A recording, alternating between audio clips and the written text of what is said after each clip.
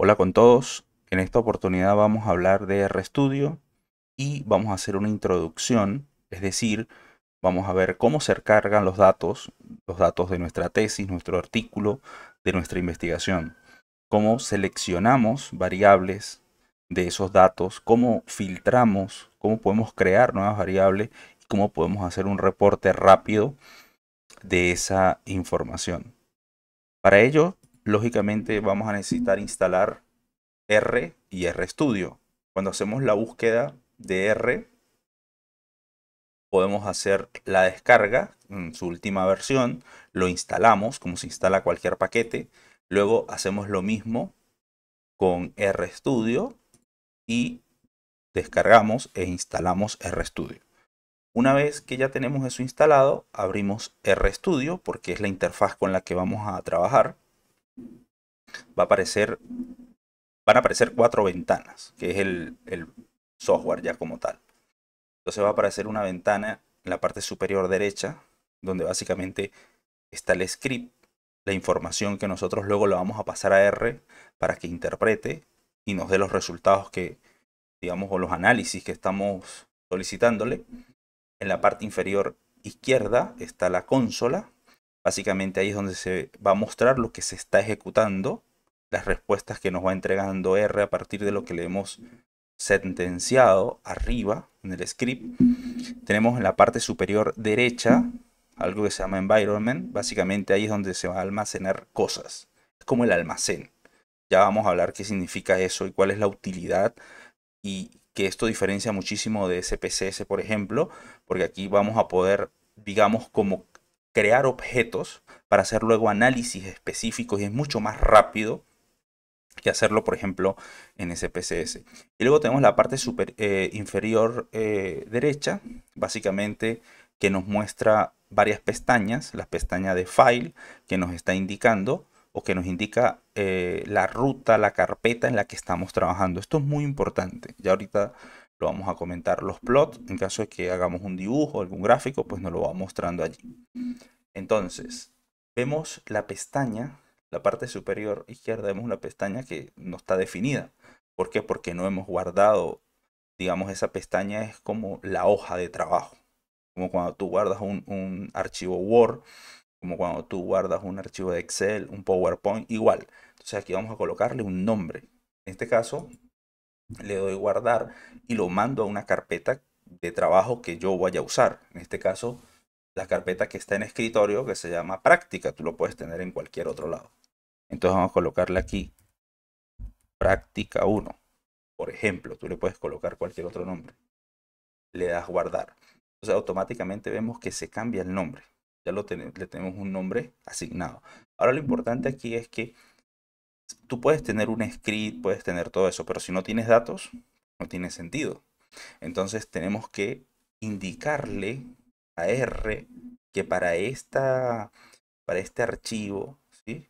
Para este documento, para este folio, le voy a pasar unos datos. Entonces, yo lo puedo hacer aquí desde sesión, seleccionar directorio y le voy a decir que en la carpeta práctica, que es en la que estamos trabajando, es donde él va a encontrar esa base de datos que tiene un nombre, por ejemplo, datos de mi tesis.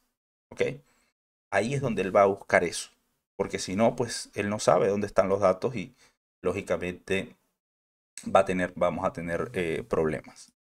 Abrir. Y observe que aquí básicamente lo que te está diciendo es que se enrutó, se enlazó a esa carpeta y de allí va a extraer información, obviamente que usted eh, solicite. Ahora necesitamos pues empezar a escribir. Básicamente le hemos escrito una serie de líneas, ya la vamos a comentar, sobre todo para avanzar un poco rápido en esto. Entonces, aquí es muy importante entender una cosa esencial y es que R es como un teléfono celular. Por ejemplo, hay aplicaciones que vienen por defecto instaladas. Cuando tú instalas R, por defecto vienen varias cosas instaladas, pero hay otras que no. Por ejemplo, en un teléfono WhatsApp no viene instalado, tú lo tienes que instalar. Entonces, aquí es igual. Hay cosas muy básicas que no tienes que instalar porque lo puedes usar de manera nativa. Pero por ejemplo, aquí estamos instalando estos paquetes porque lo vamos a usar, ya que como vamos a filtrar, vamos a seleccionar, vamos a crear nuevas variables, algún reporte, entonces necesitamos cosas un poco más específicas que no están previamente. A medida que tú vayas adquiriendo más confianza, más mayor usabilidad de R, pues te vas a dar cuenta que hay muchísimos paquetes para hacer cosas en distintas áreas. Bien. Y luego, esos paquetes una vez que tú los instalas, pues tienes que abrirlos. Si tú no lo abres, igual que WhatsApp, si WhatsApp tú lo instalas, pero no lo abres, está ahí, no lo vas a poder usar. Tienes que abrirlo. Aquí es igual. Entonces esto es muy importante. Siempre, básico, básico. Tres cosas. Asegurarte de que estás trabajando en la carpeta donde están tus datos. Segundo, que los paquetes que vas a usar están instalados. Y si no, pues lo instalas. Y tercero, asegurarte de que ahora vas a la librería a buscar ese paquete. Si ustedes observan, aquí dice instalar y luego aquí dice búsquelo en la librería, porque ya están instalados. Bien. Y esto básicamente usted no tiene que aprendérselo porque usted solamente lo que va a hacer es luego cambiarle el nombre. ¿Ok? Entonces, básicamente, esta es un poco la estructura que uno va a ir siguiendo. Ahora, ¿cómo ejecuto estas cosas? ¿Cómo ejecuto esto? Observen que todo esto, fila 1, fila 2, fila 3, fila 4, 5, 6. En cada fila generalmente uno le está indicando algo, una sentencia, le está indicando algo a R para que luego lo ejecute. En este caso, en la línea número 1, observen y por ejemplo en la 5, en la 9, en la 11, en la 14, hay una especie de hashtags o michi o almohadilla, como ustedes le llamen, y luego un texto. Esto siempre que aparezca, R no lo va a interpretar, lo va a ignorar porque eso es un comentario. ¿Cuál es la utilidad? Bueno, que muchas veces, si yo, por ejemplo, hago este código para que usted lo lea y usted pues conoce R, aquí Raúl instaló, aquí hizo esto, esto lo hizo para esto. Entonces, es un comentario. Bien. Ahora, la línea número 2, la línea número 3, la línea número 6, 7, sucesivamente, observen que no tiene ninguna almohadilla, ningún hashtag. Entonces, eso sí se va a ejecutar. Entonces, ¿cómo ejecuto esta línea? Ejecutar lo puedo hacer a través de run, este que está aquí, y darle clic, o puedo hacer control enter, como haces control B, por ejemplo. Entonces, aquí yo le puedo dar control B, perdón, control enter y voy ejecutando. Luego voy abriendo estos paquetes. Obviamente eso ya lo tengo instalado, no lo tengo que instalar otra vez. Pero lo que sí tengo que hacer es abrir estas librerías. Entonces yo puedo ejecutar uno a uno o puedo seleccionar varios. Entonces, por ejemplo, yo esto lo puedo seleccionar y le doy control enter. Y observen cómo aquí abajo ya me dice que está habilitado. Pero ¿cómo sabe usted? Bueno, porque no me dio un error y ya aquí me está diciendo es justamente hice lo que me pediste, abrir, habilitar el paquete Tidyverse y el paquete Sage. O sea que dentro de ellos hay una cantidad de cosas, una cantidad de funciones. En R hay que tener mucho cuidado con las mayúsculas, con las minúsculas, mucho cuidado, mucho cuidado. Como está escrito, tienes que escribirlo también. ¿Ok? A veces cuando uno va adquiriendo más confianza, va usando esto pues con mayor eh, intensidad y complejidad, a veces vas a necesitar algunas ayudas para entender de repente cómo parametrizar mejor una función. Entonces vas a necesitar tal vez solicitar ayuda del paquete. Observen que aquí yo estoy colocando primero un signo de interrogación y luego coloco el nombre del paquete. Interrogación, nombre del paquete. En este caso es Tidyverse, ¿sí? Un paquete que tiene muchísimos otros paquetes internamente y que permiten hacer muchas cosas. Cuando tú le haces control enter, aquí te va dando un poco eso, ¿sí? Te va dando un poco esta información. Luego tú te puedes ir aquí y vas a conseguir todo el universo Tidy. ¿Listo? Y puedes ir explorando, puedes ir viendo, pero bueno, con mayor detalle luego. Ahora, vamos a cargar los datos. Esto es la línea 15, básicamente es algo que yo suelo hacer sobre todo para limpiar la consola, porque a veces yo puedo estar haciendo varias cosas, se me olvida, queda aspectos en la memoria guardadas, en fin. Entonces yo generalmente suelo hacer eso, un poco como para, digamos, reiniciar, ¿no? Ahora, aquí yo, por ejemplo, tengo esta parte, línea 17. Viene esta línea 18, viene esta línea 19. Si ustedes observan, y hay un nombre de los datos, ¿sí? Si nosotros nos vamos a File, nos damos cuenta que ahí tenemos nuestros datos. Entonces, data, introducción, data, introducción, data, introducción. Pero, ¿en qué se está diferenciando? Que aquí es para formato SPSS, aquí es para formato Excel y aquí es, digamos, para formato CSV. Y observen que estas cosas cambian, porque el formato cambia. Entonces, ¿qué le estamos colocando aquí? Bueno, si tú lo tienes en SPSS, pues usas esta ruta con tu nombre. Si tienes en Excel o si lo tienes en CSV. ¿Ok?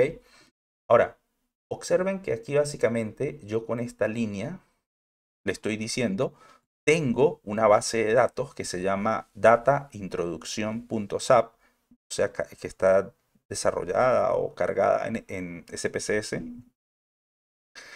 Estoy diciendo abre esa data, abre ese archivo, pero a su vez le estoy colocando esto que está aquí, este símbolo.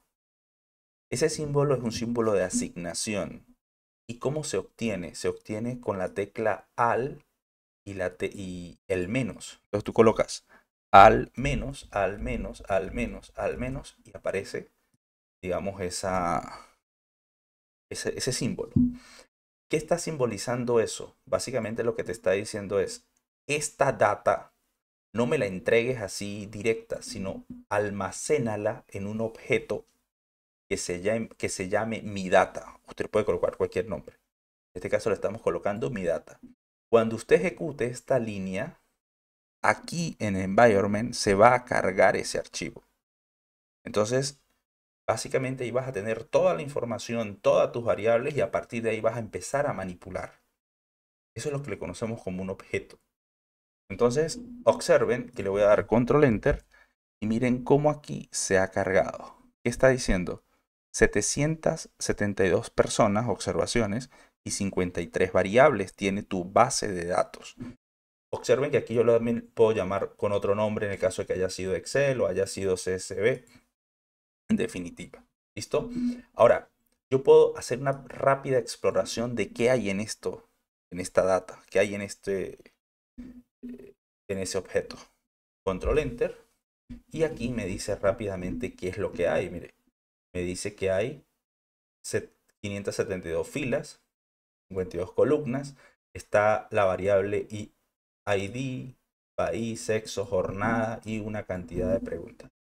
Y te da una pequeña descripción. Ok. También si tú quieres, pues le puedes dar clic aquí y observe que se te abre una nueva ventana aquí y tú puedes ir viendo un poco esto. Si es que gustas, ¿no? Bien. Ahora, también yo puedo aquí mirar cuál es el nombre de mis variables. Esto a veces es importante, ¿por qué? Porque a veces no reconocemos cómo está bien escrita, cómo es la manera correcta en que está escrita la variable. Recuerden lo que habíamos dicho, es sensible a las mayúsculas. Si usted, por ejemplo, país lo escribe en minúscula, la P en minúscula, él no lo va a reconocer, porque la variable es con P mayúscula. Entonces a veces name, mi data, ¿qué es mi data? El objeto que yo guardé que está aquí. ¿Ok? Estoy diciéndole accede allá y dame los nombres de esas variables. Ahora, aquí hay otra cosa muy interesante que facilita muchísimo el trabajo y es el uso de pi. Pi es este simbolito que es un porcentaje, un mayor porcentaje, ¿sí? Este es un simbolito. Entonces, ese simbolito, ¿cómo se saca? Se saca, por ejemplo, con control más shift más m. ¿Ok? Todo junto. Entonces, control shift m, control shift m, control shift m, así sucesivamente. ¿Ok? Igual como cuando hacemos control C, control V. Entonces, ¿cuál es la ventaja que tiene esto? Que me permite hacer mucho más rápido, digamos, el trabajo. Entonces, por ejemplo, mira lo que estoy diciendo aquí. Le estoy diciendo mi data. ¿Quién es mi data? Pues los datos que yo tengo, ¿no? ¿Se acuerdan? El objeto con el que yo llamé a todo el conjunto de datos que le pasé. Entonces, a él aplícale este glimpse.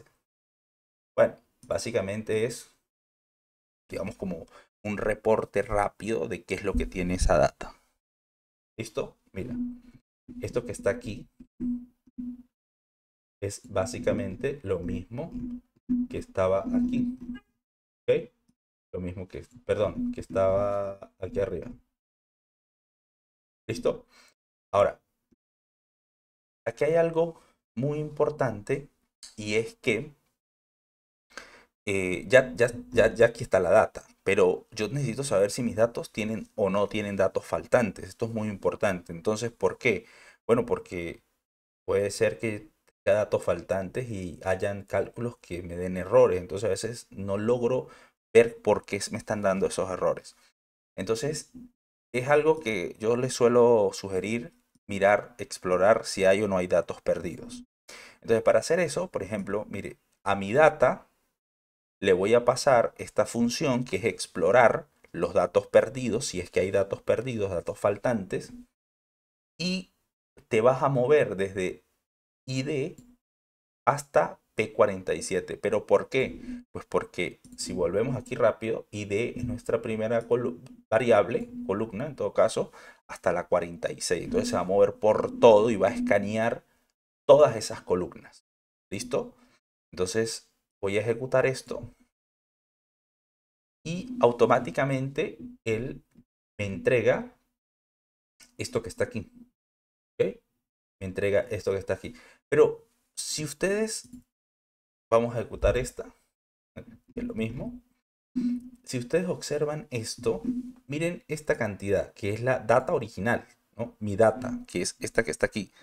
572 observaciones. Ahora, cuando yo hice la exploración de ver si habían datos perdidos, ¿cuánto me resultó? 554. ¿Qué quiere decir? Que ya no son 572. O sea que sí hay datos perdidos en mi base de datos. Pero yo tengo que tener cuidado con eso. Ahora, ¿qué es lo que yo voy a hacer? Pues ajustar la data con la que voy a trabajar quitando esos datos perdidos. Entonces le voy a llamar, por ejemplo, mi data piso 0. ¿A quién le voy a aplicar eso? O sea, ¿qué voy a guardar allí? Pues lo que hice hace un momento. ¿Qué fue lo que hice hace un momento?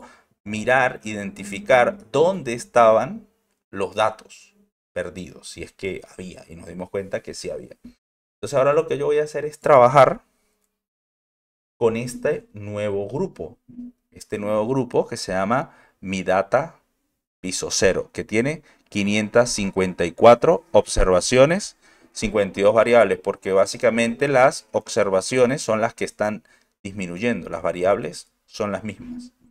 ¿Ok?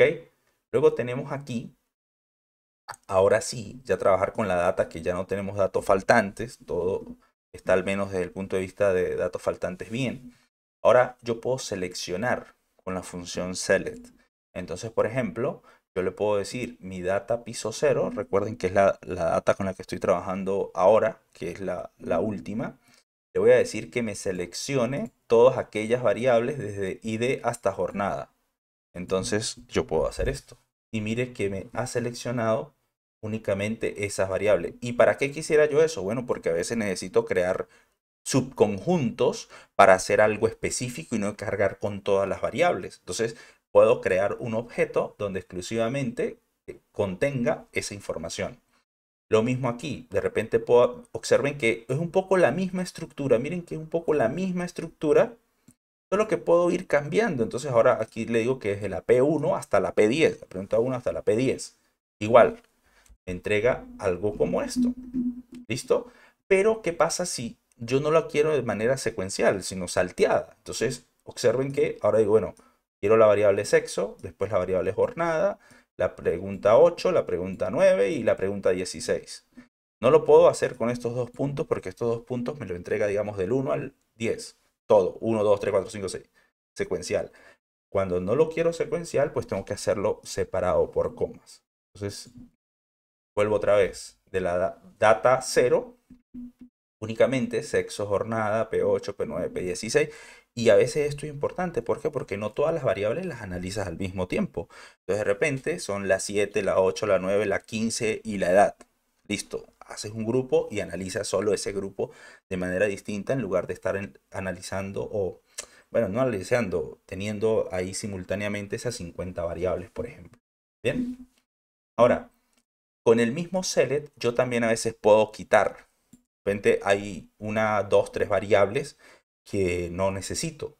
Entonces yo puedo hacer esto. Observen, colocar un menos antes.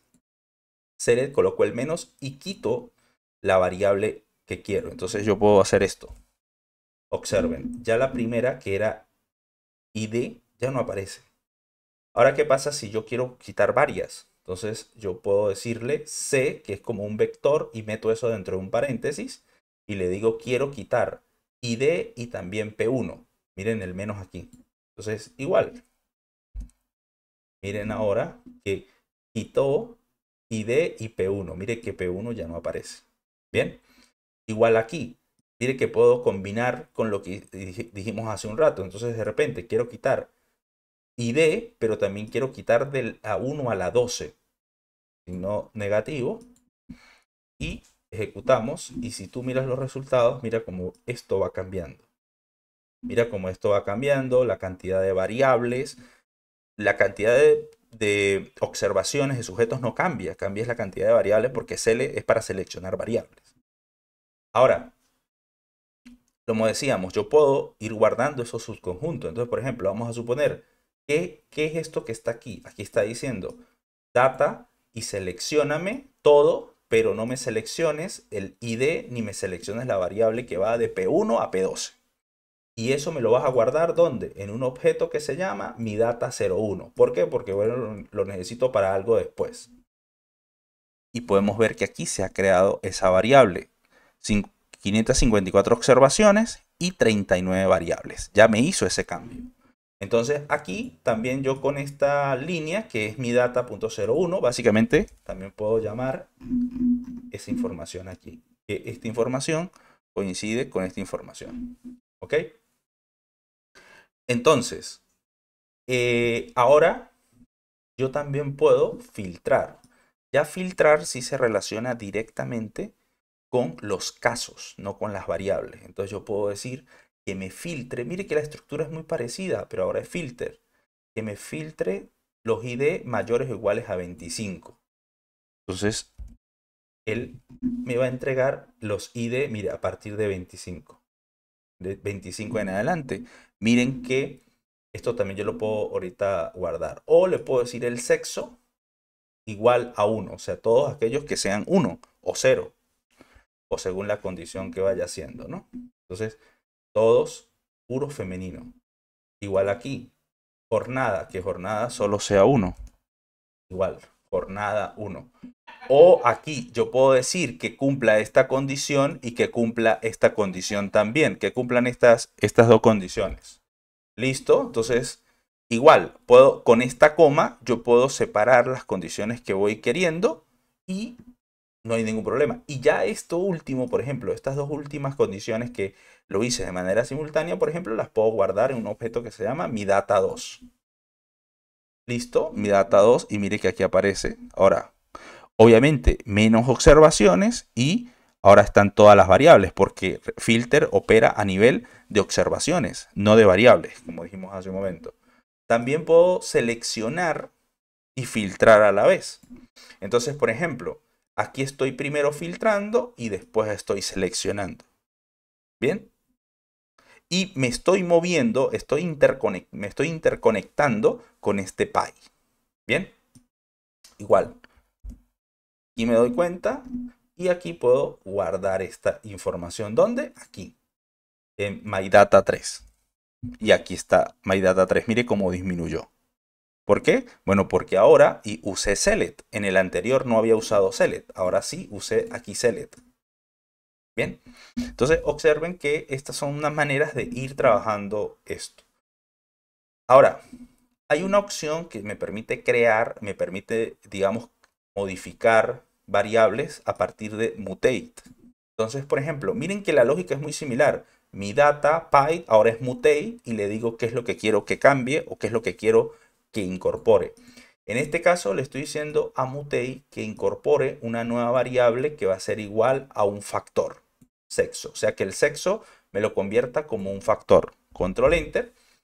Entonces, claro, esto no va a aparecer todavía en mi data cero. ¿Por qué? Pues porque no lo he guardado.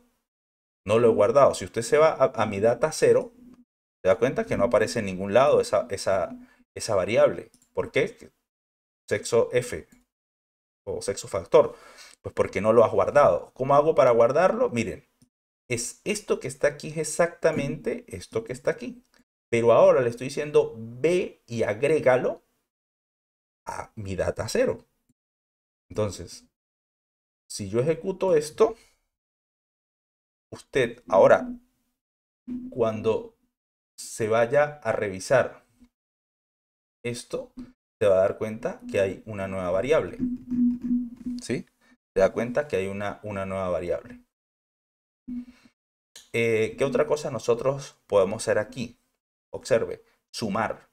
Por ejemplo, vamos a suponer que de la P1 a la P12 son variables que están, que pertenecen a una misma dimensión. Entonces yo puedo sumar o de repente estas pertenecen a otra dimensión. Entonces yo quiero tener los totales. ¿Cómo lo hago? Igual, aquí sí es un poquito más complicado, pero observen que sí lo podemos hacer a partir de una suma. Esto igual usted lo puede usar para sus datos. Básicamente lo que hace es cambiar los nombres de las variables y obviamente el nombre de la data, ¿no? Pero ya esto que está aquí, pues sí queda, lo dejarías igual. Esto que está aquí lo dejarías igual y esto que está aquí lo dejarías igual, ¿no? Entonces yo puedo agregar esto y me voy a Glean y puedo observar que se han agregado nuevas variables. Miren, la variable sexo, la variable de dimensión 1, la variable de dimensión 2, que hace rato no estaban aquí en MyData, ¿ok? Que aquí en MyData no estaban, ¿listo? Ahora, yo no lo he cambiado al archivo original, ¿ok? Yo no lo he cambiado al archivo original, lo he cambiado aquí, a lo que estoy trabajando internamente en R, ¿ok? Mm, ¿Qué otra cosa aquí? Podemos trabajar, digamos, con una descripción muy rápida. Mira lo que estoy diciendo. A mi data cero, selecciona las variables que van de la 12 a la 18, puede ser cualquier otra, y hazle una descripción. Aquí te da la media, la mediana, la kurtosis. O puedo usar responsive frequency también, que es otra opción. Entonces mire lo que va haciendo. Ahora me entrega es por porcentaje. Los porcentajes, las proporciones de respuestas que se va dando para cada una de las opciones a esas preguntas. Porque estas son preguntas en formato Likert, ¿no? Luego tenemos otra opción aquí. Por ejemplo, esto sí es un poquito más, si uno estuviera trabajando, pues, haciendo un curso propiamente, digamos, como de R, de manipulación. Pero bueno, igual nos sirve para hacer un reporte rápido. Tenemos que instalar este paquete, sjplot. Lo abrimos. Tenemos que abrir esa librería. Y luego, mire, mi data cero. Básicamente, si ustedes observan qué es lo que uno puede cambiar aquí. Aquí cambias los, eh, los ítems, las variables que vas a considerar. Y aquí pues el nombre de la base del objeto que tienes en R con el que estás trabajando. Y observen que aquí aparece una breve descripción de esas variables también. Y luego aquí aparece, esto básicamente ya es como una función un poquito más complicada, pero lo único que tú pudieras cambiar aquí es el nombre del objeto, ¿sí? Y aquí las preguntas en todo caso que estás queriendo condensar para un pequeño reporte, ¿no? Sobre todo para las escalas Likert. Y aquí tú puedes ver que te entrega algo como esto. Y claro, ya luego tú puedes manipular y todo, pero ya eso es otra cosa. Igual, podemos hacer algunas correlaciones. Entonces, de repente, observe que no quiero todas las variables. Entonces voy a hacer una variable, un objeto que se llame mi data 4. Lo voy a extraer de mi data 0, porque ahí es donde está todo. Y voy a hacerle un select para que me extraiga únicamente estos ítems o estas variables. Entonces ejecuto esto, me doy cuenta que aquí aparece 554 observaciones, 5 variables. Y listo, puedo hacer una correlación de Pearson. Aquí está la correlación de Pearson y unas correlaciones policóricas. Aquí están las correlaciones policóricas.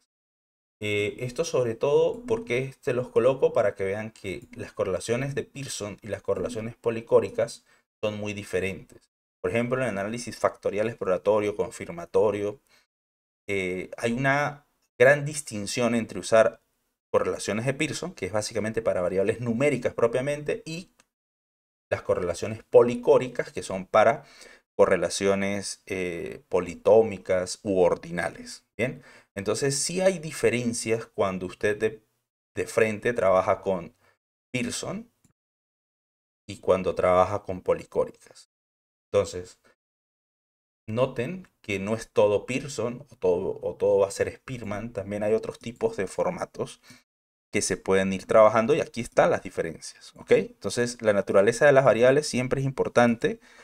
En función de ellas, pues usar el análisis estadístico.